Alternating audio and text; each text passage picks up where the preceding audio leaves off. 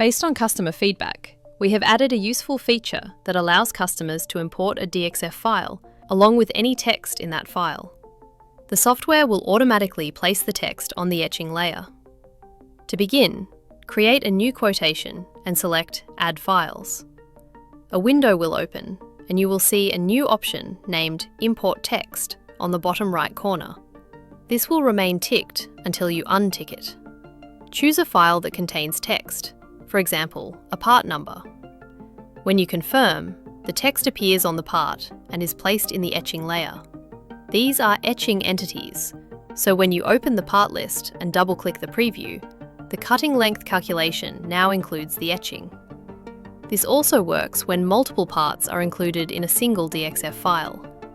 If each part has its own text, the software will keep the correct text with the correct part when you split the parts. This feature supports users who want to include etching costs when quoting their customers.